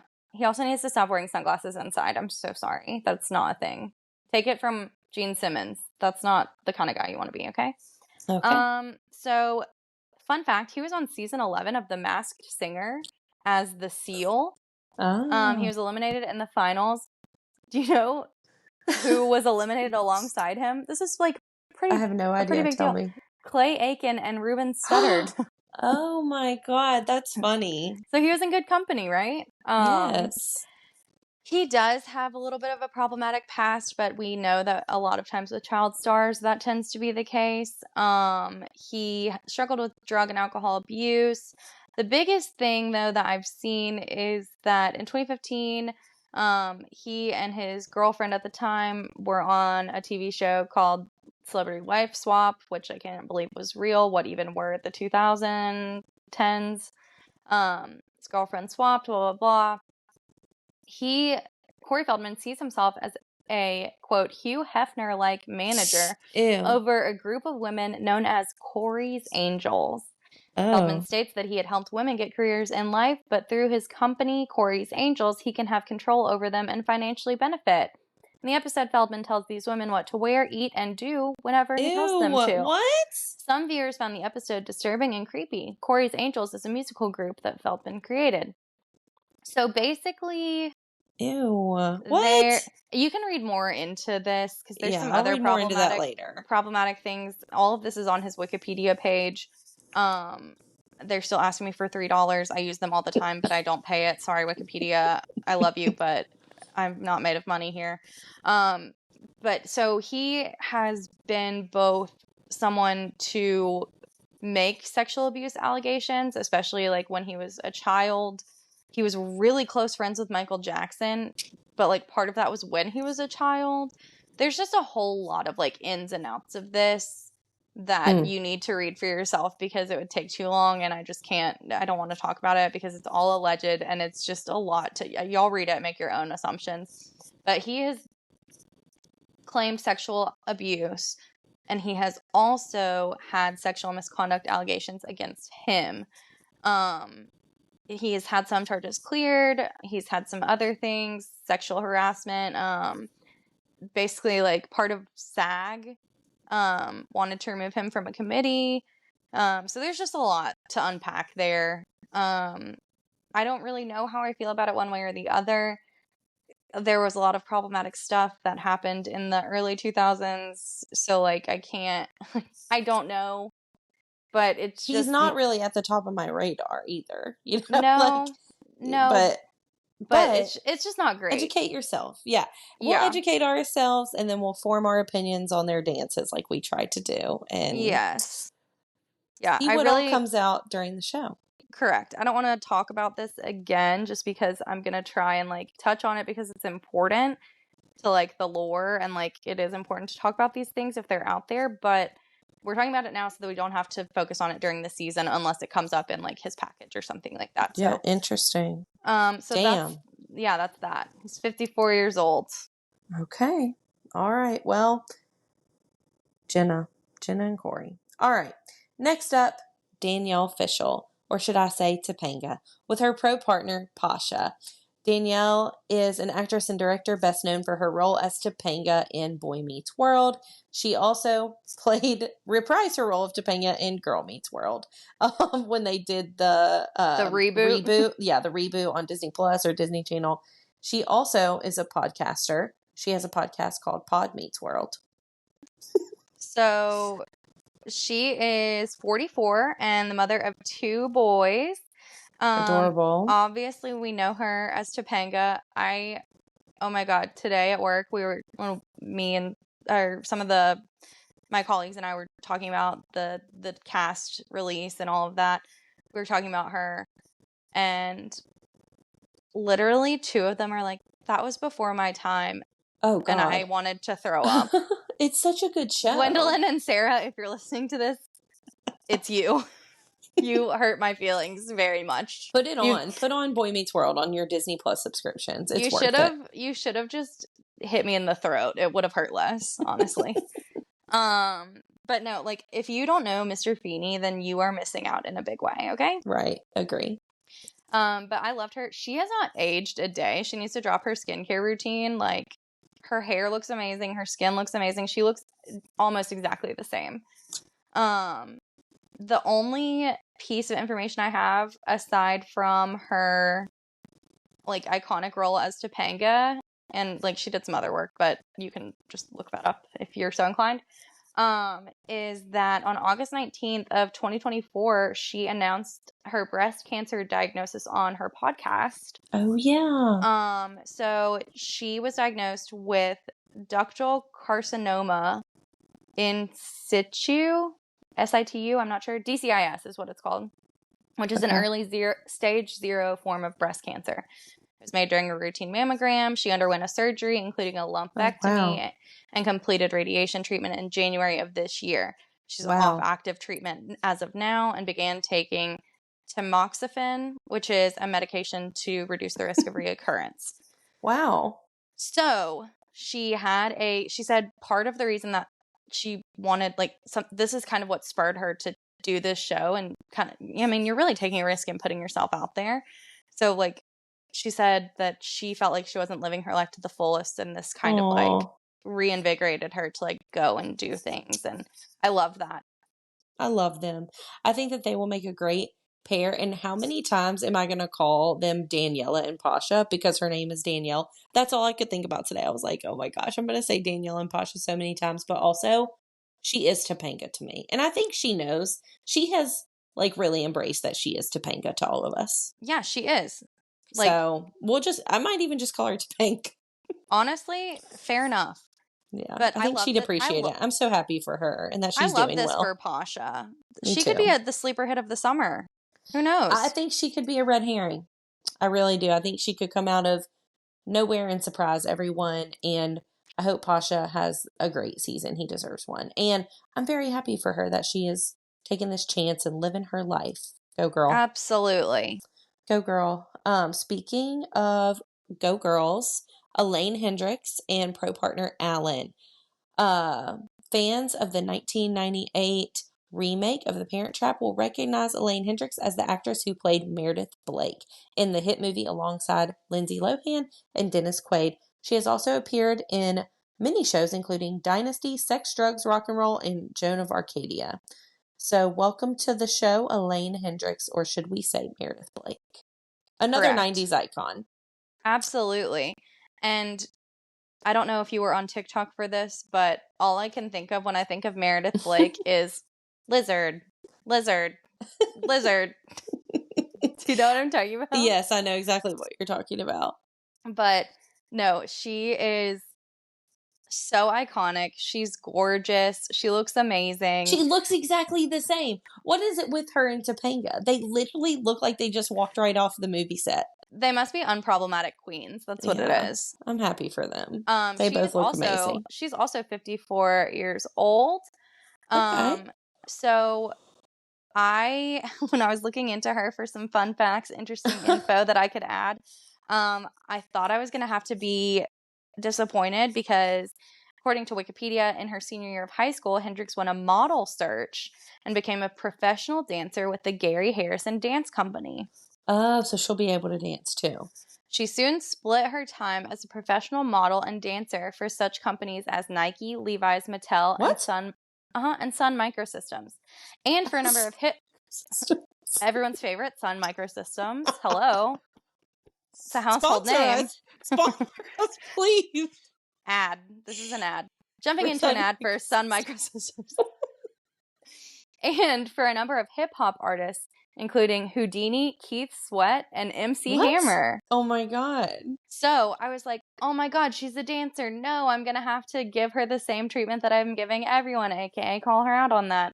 But then, unfortunately, in 1992, she moved to Los Angeles, California, and shortly after was hit by a car while riding her bike, ending her early career as a model and dancer. Okay, that was before The Parent Trap then. 92? Yes. Okay. Interesting. So she was able to act. But okay. Man, the whiplash I got from that, I was like, oh no, she's a dancer. And then it was like, then she got hit by a car. And I was like, oh my God. It's not funny. No, it's not. It's wild. It's so shocking that you don't know how to react. I wonder if she'll talk about that. She probably will. Probably. This will be like her, getting back into dance 35 years later. Yeah. But I'm excited. I'm excited that she's with Alan. I think that'll be really fun. Yeah, it'll be nice. They'll make a good pair, I think. Definitely. Okay, next up, Scott Hoying and his pro partner Riley Arnold. Scott is a Grammy and Emmy award-winning musician who founded the popular a cappella group Pentatonix. As part of Pentatonix, Hoying has sold more than 13 million albums, received a star on the Hollywood Walk of Fame in 2023. He is extremely talented, I really like this partnership. I have seen a lot of TikToks of this man. He can move and groove too. I think that I think he and Riley will vibe very well together. I think it will be nice for Riley to have a partner that is not someone that, again, kind of like Steven, like someone that they won't speculate she's in a relationship with. Correct. And It's, it, I think it's good that he's older too. He's an elder millennial like us, which we love to see. Peace sign. Like, did you see the TikTok she posted yes, of him? yes, I was I like, loved that. oh my gosh, the peace signs. Like I it's just a loved it. natural reaction to life at this point for all of us. Yeah. But he's also older, so she doesn't have to do like Steven was so like innocent and like literally essentially a child to all of us, like a sweet, precious baby angel. And Scott is a grown man, so I feel like it'll push her and make her a better choreographer. And I think that he's gonna be able to step up to whatever she throws at him. And he's just so talented and so likable. Yes, They're everyone both loves him. they're both just so likable. Yes, our little blondies. Our blonde likability crew. Yes. So I have two things about him. First, his wedding to his partner, Mark Manio, was his maiden name. I believe he's since taken Hoying as his new last name. They were married. It was officiated by Christina Perry. What? Do you know who that is? Yeah. Yeah. Yeah. So that's crazy. Isn't that interesting? Yeah. Because 1,000 Years was the wedding walk down the aisle song of like the past 10 plus years, thanks to Twilight. So true. Yeah. And then the other thing is something he and I have in common. He's got scoliosis and had to wear a brace when he was younger to correct it. Me too, Scott. Wow. Look at you both now. We're not bent back, or we're not big backs, we're bent backs. No, please, I'm dead. Okay, yeah. I think that they make a really great partnership, and I don't know, I feel like that the casting group has just done such a good job this year of pairing them. And I'll be interested to see, I guess, like as we go throughout the season, but I feel like these two are going to make it pretty far. I can see them in the finale for sure. Yeah, I think so too. And I love it. I'm excited. I cannot wait. Okay. Next up, Robert Irwin and his pro partner, Whitney Carson. Robert Irwin, of course, is the son of the late Steve Irwin. R.I.P. Rip Steve. He's a global advocate for wildlife and conservation. He, along with his mom, Terry, and sister, also a Dancing with the Stars champ, Bindi, travel around the world to support conservation efforts through the Australia Zoo. So everyone knows, well, maybe not everyone, but most people should know who Steve Irwin is. And his other child, Bindi, won a mirror ball with Derek. So Robert has some big shoes to fill. However, I feel like he is absolutely going to slate this competition and everyone's going to love him. And these two are an impeccable pairing. I think everyone already loves him. Like, he's the prince who was promised, essentially. Right. He's only 21 years old. He's a baby. So young. I love that he's with Whitney. I feel like I'm so excited. He is actually also a co-host for the show in Australia called I'm a Celebrity, Get Me Out of Here, which is like a reality show that's essentially kind of like Survivor, but not as hard, and like it's celebrities just like in the Australian jungle, in the bush down under. That's funny. And then he also just recently, like right around the time this was announced, had his first, I guess, big modeling campaign. Yes, for Bonds. It's underwear, and he was like wearing underwear with snakes around and spiders and all kinds of other things, just critters. Love that for him. If you haven't seen them, you should. He's so cute. He's so cute. He looks much older in those where he's being serious, and he looks a little awkward and like goofy and young in like his promo stuff. I fear he might not be as good as we are hoping he will be. No, I think he'll be incredible. I hope so. I really do. I let the record show I would love nothing more, but I'm just worried. I feel like Whitney Carson, she doesn't miss a finale. Like, I don't know. I feel like she's just going to do really well with him. I think that they are like a copy paste version of Bendy and Derek. He reminds me of Derek, like young Derek. So it's really Yes. funny. Like, Yes. and of course, Whitney and Bendy, like precious, beautiful blonde women. Like, I don't know. It'll be cute. It'll be fun. I love the clips of him, like when he's 10 years old at the show, I know. I know. talking with It's like Tom. a It's cute. full circle moment, and I love it. It's sweet. I'm excited for them. Okay. Next up, Lauren. This is going to kill me. I have practiced her name all day and I know I'm going to butcher it. Lauren. Sound it out. I looked it up. Hajardi. I looked it Look, up earlier and they were saying like you're supposed to say like Hajardi. Am I saying that right? I even listened to it multiple times on GMA today. Lauren and Brandon. Lauren and Brandon. Okay. Lauren from Fifth Harmony. She was part of Fifth Harmony since the group was formed in 2012 on the show X Factor. So that's how she rose to fame. It's interesting too because now with Lauren, we will have had 3/5 of Fifth Harmony on the show. She'll be our third. She'll be our third of Fifth Harmony. And they all three finished in third place. Oh my God. Well, the first two did. Normani was amazing. She was so amazing. Normani was amazing. So I think Lauren, I feel like Lauren will do well. Obviously, all those girls can move. They have rhythm. Brandon seems really excited about this partnership too. I don't know. I'm really eager to see how it goes. It seems like people were so skeptical, being like, she was added so last minute, yada, yada, yada. I don't know if there was someone else that was supposed to be on the show and she just jumped in. I don't know if they were just waiting on contracts to be negotiated. I don't know, but I'm happy that she's there. Agreed. She wasn't part of the leaks because no one knew she was even going to be on. Right. She was our one and only surprise. Yeah. Which, again, I'm kind of bummed. Like, I love a good spoiler, but, like, having the entire cast leaked really kind of... I know. It was like finding out that, like, Santa Claus isn't real. You're like, I'm still excited, but, like, the magic is gone. Yeah. And spoiler alert, I hope y'all don't let your kids listen to this. So. I mean, it's like hearing that Santa Claus isn't real. He is. He is. But, like, right. When someone tells you that he's not, you're like, you start to question it, and then you're like, is he? Anyway, It's past your bedtime, kids. Let the grown-ups talk. Listen to anything Katie says. She's not telling the truth. I'm wasted right now. No, I'm just kidding. That's so funny. She's great. I'm excited to have her be the most recent Fifth Harmony member because the last one made me scream, cry, throw up. Was Allie Brooke on after Normani? Yes. Okay. And Normani was with Val? Yes. And Allie Brooke was with Sasha? Yes. Okay. And that is like one of the few beefs that I have with Glenn Goodman is he just like could see no fault in Allie Brooke.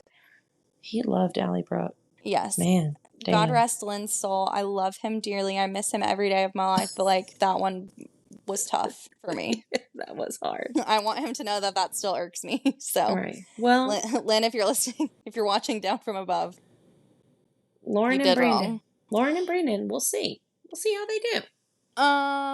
Really quick, she is a huge advocate for the LGBTQ plus community. She came out as bisexual in 2016, so that's a big part of her identity. She was even given awards. You can look up the exact titles of those awards on her Wikipedia page because there's several, and it's really cool, like the stuff that she's done and how her community she's embraced her community and they've embraced her back, which is great.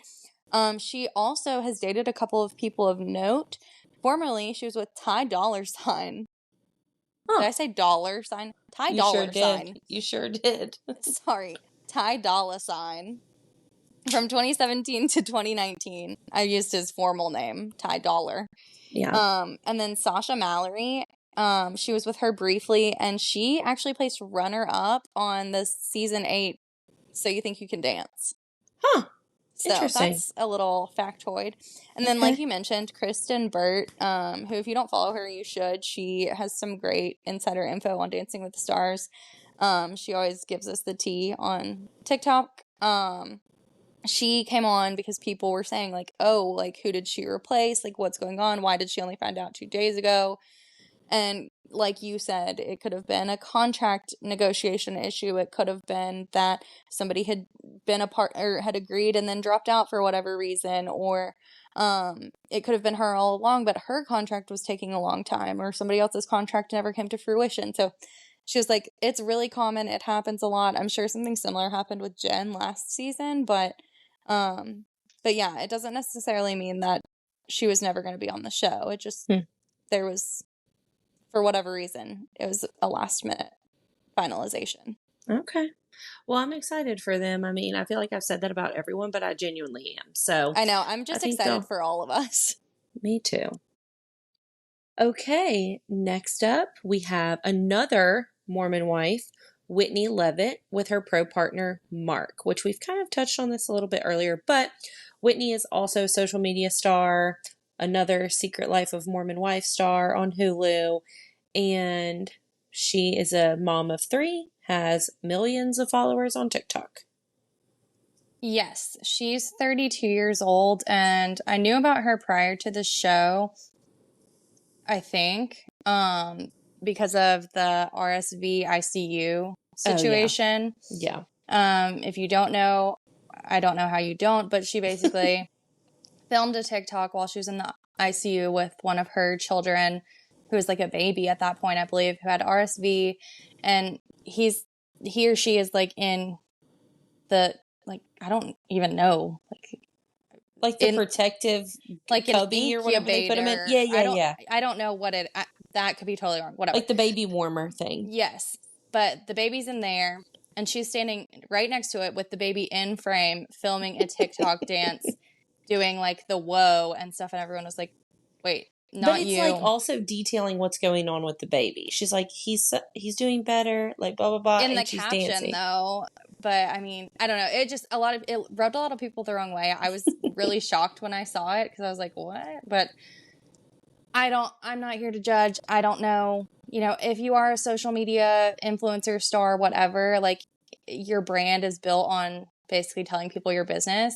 Do I Yeah, think it could have probably been done better? Yes. Do I think it was a little not reading the room? Yes. But yeah, I mean, I'm not going to sit here and be like, I've never made a yeah. mistake in my She's a life. bad person or whatever, whatever. Right. It was dumb, but I Yeah. don't think she's evil. Apparently, though, on Secret Lives of Mormon Wives, as we understand, which we all know is not a lot, on season 1, she was essentially voted off the island of the Oh, Mormon wives of like Mom Talk. hmm. Will Mom Talk survive this? I don't Oh, know.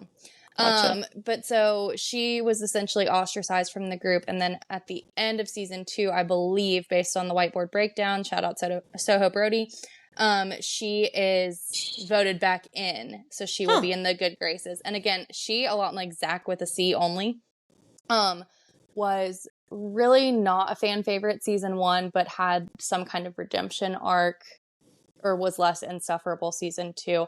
A lot of people really like her. A lot of people really hate her. I Hmm. barely know her, so I'm excited to get to know Right. her. Yeah. The one thing that I'm gonna really bitch about right now is the fact that, like, she has the dance background. Oh, Like, really? she has a ton of dance training. They said apparently she used to train for like 40 to 50 hours a week, and like, What?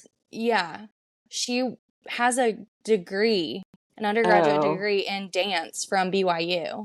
Oh, so she's like for real one of our Mormon stars. Like just like one of the girlies, Whitney, Jenna, Riley, Lindsay, the whole Yeah, crew. She's probably received some like similar background in right. dance.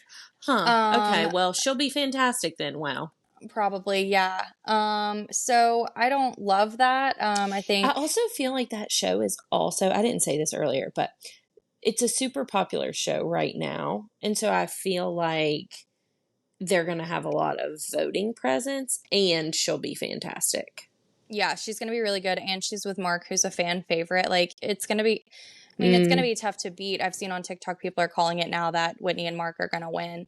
And that I don't think so, but whoa, okay. that very well may be the case. But I don't love the dance training. Although what I have seen of her, it was mostly contemporary stuff, from Hmm. like the depths of the internet. But She dances on TikTok and she's good at it. She's good, yeah. But again, that's different from ballroom. I don't know how I feel about it. I'm conflicted. I don't know this woman, so we'll see, I guess. Yeah, we'll see. I'm sure she'll be fantastic. And the other thing that I like to remember, it's a good point you made last year. We all want to watch the show and enjoy watching it. So it's like, yeah, when you have the good talent, like I want to see that. But again, you know, how harsh will it be for the other people who are trying to keep up with her? Will it be possible? I don't know. But I don't know. We'll see. I feel like I'm getting the vibes that everyone's going to be pretty good. So I agree. So I don't know, but a lot of dance training does make it pretty hard for all the other girlies to keep up with you, but I guess we'll see how it goes. At least she wasn't on the ballroom dance team at NYU, Ilaria. Hilarious, whatever your name is. Yes, at least she's not like making up who she is, but whatever. Okay. Next up, Andy Richter, pro partner Emma Slater. Andy is a comedian. He is known for all of his years on Conan O'Brien's show, his late night show, The Tonight Show, and Conan. He's appeared in a few movies. He was in Elf, Madagascar, and he currently hosts a podcast and radio show on Sirius XM. Andy is a very familiar face. He's precious as can be. And God bless his soul. He was making TikToks with Emma, like with knee braces, wrist braces on. He was braced to high heaven. My guy he's getting wrapped up by an athletic trainer before every recital. He is braced and ready for impact. Yeah, that is so funny. He is our oldest contestant this season. And how old is he? 58. Oh, okay. And he is a father of 2. Okay. I have 2 fun facts and then I have some tea. So, first fun fact about him, besides the fact that his IMDb is also a CVS receipt, he's been in all kinds of stuff. He actually holds the record for the highest single day score for Celebrity Jeopardy. Huh. He won $68,000 and donated all of that money to St. Jude, which is near and dear to my heart because it's here in Memphis. So he's a smart king. Yes, he's a smart king. Also, he's an athlete. Are you ready for this? Yes. So in July of 2009, Richter played for the American League as a first baseman in the very prestigious 2009 Taco Bell All-Star Legends and Celebrity Softball game. Representing the Los Angeles Angels of Anaheim, Richter hit a home run. What? That's amazing. Yeah, right?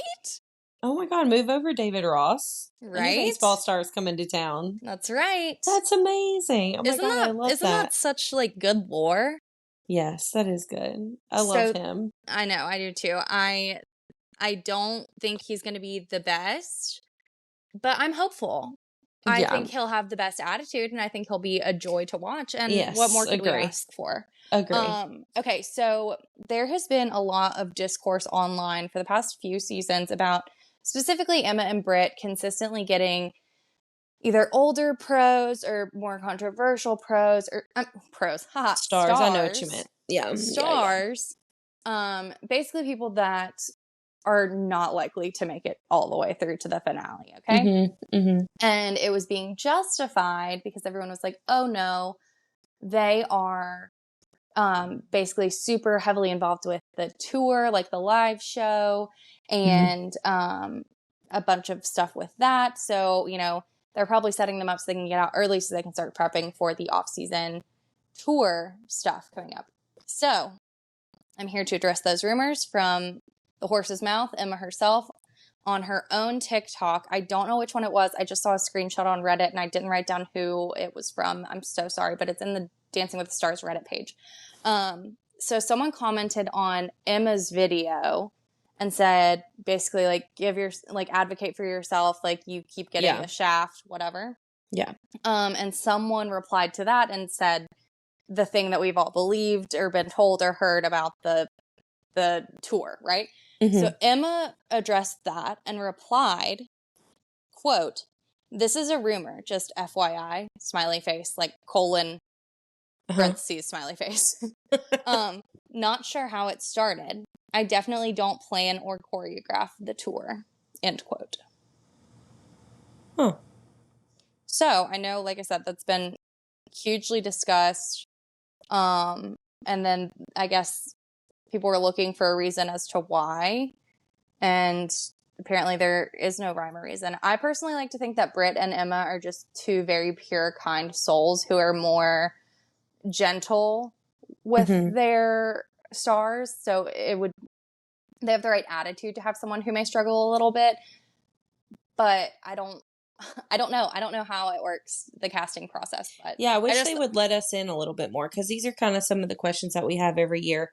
Again, though, I do kind of feel like Emma, I think she wants it. I don't think she would be like, I don't know. I just kind of see her as a person who's just more open to that, and like not going to be disappointed. And it's just like, I love the show. This is my job. It doesn't matter if I win or not. Like, I've won a mirror ball before. Right. And you're still there. It's not like you get cut and you can never come back to the ballroom until the next season, or you're like left out. But well, and I think like any job too, it's like, yeah, look, she has a great attitude every year. We're going to have an older star every year, and it's job security. Yeah, absolutely.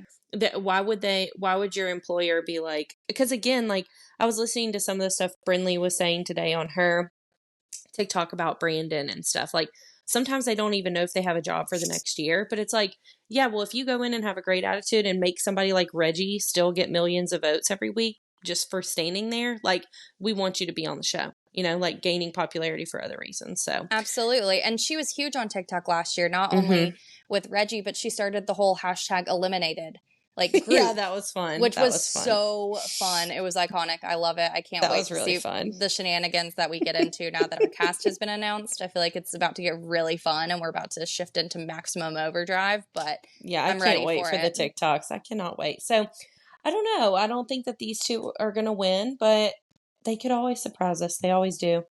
Absolutely. Okay, so let's talk about predictions. I was so wrong last year. I re-listened to our episode from last year going over the cast. You were like dead on, and I was floundering. I had the top 4 right, but I guessed winners wrong. Yeah, I had 2 of 4 right. LOL at me putting Brooks and Gleb in the top 4, because we both thought that we were going to love them so much. That's so funny. I'm dead. A sign of the times. Okay, so I have my top 4 along with honorable mentions. I know last year we did it this way. I still can't quite put my finger on who I believe is going to win, but I'm going to give you my top 4 first, and then my honorable mentions, and explain my, reason. Are you going to go? Are you going to go honorable mention through to winner? Because you got to pick. Okay, I'm going to do my honorable mentions. Okay. My honorable mentions are Scott and Riley, and Mark and Whitney. Okay. And then here's my top 4. I'm going to go 4th to 1st. Okay. 4th, Dylan and Daniela. Okay. Which Dylan and Daniela is who I could be swayed to switch out for Scott and Riley or Mark and Whitney. So I could see Dylan trading with either of those two. Okay. 3rd, Alex and Val. Okay. 2nd, Jordan and Ezra. And 1st, Robert, Irwin, and Whitney. Okay. That is my initial prediction. I also think that Topanga could be like a Justina Machado and like shock us all and then be in there. However, I also think because this cast is so stacked, like seriously so stacked, this could be another 5-person finale. So that's kind of why I did the honorable mentions. I think this will be a 5-person finale. Or 5-team finale, whatever, however you want to say it. A 5-star finale. 5-star finale? Aw. So you don't have Lauren and Brandon in there? I do not. Okay. Interesting. All right. So for my 2 honorable mentions, I am going to go with Lauren and Brandon. Okay, I like it. And oh God, this is so hard. It is hard. I just had to kind of bite the bullet because I felt like last year I had them clocked, but this year I do not. Yeah. Okay, so I said, who did I say? Lauren and Brandon. And then my other honorable mention is going to be Robert and Whitney. Okay. And then for fourth place, I am going to go Dylan and Danny. And again, they could swap with the honorable mentions, either of them. Okay. Then I'm going to go Alex and Val. Okay. I think that's what I said too. Yeah, I did. Yeah. For third. Yeah. And then I'm going to go Whitney and Mark. Okay. And to win it all, I'm going Jordan and Ezra. Love. Okay. I'd be happy with that. We only have a couple in common. So we're either both really wrong or one of us is on it. On it. We'll see. I'm just so excited. I'm so sorry that this episode is so long, you guys. There was just so much to We're not sorry. I'm not sorry. I'm not. It's been forever since we've gotten to yap to you guys and with each other about this. And this is literally like one of the best casts we've had, maybe ever. Ever. Yeah. Ever. And it's just adding to the Dancing with the Stars lore is always a blast, extending our family. And there was so much to talk about, and we will have so much more to talk about once the season finally kicks off. We are sat for September 16th. Find me on the couch. We are sat for season 34. Absolutely. I So, love it. all right, I guess I'll talk to you in 2 weeks, buddy. And thanks everyone for listening. Tell your friends, tell your grandma, tell everybody you know to listen. Give us a 5-star review on Apple, Spotify. Shout out to you, Katie. I'm happy to be back. I'm so glad to be back. Everything. Nature is healing. 'Tis the season. Yeah, I'm excited to gab about this, find something to hate on, find something to love. I'm just so ready for the next few months, and I cannot wait to see who wins. It's going to be a good one, guys. Ooh, I can't wait. Okay. Until Talk to you next later. time. Bye. Bye.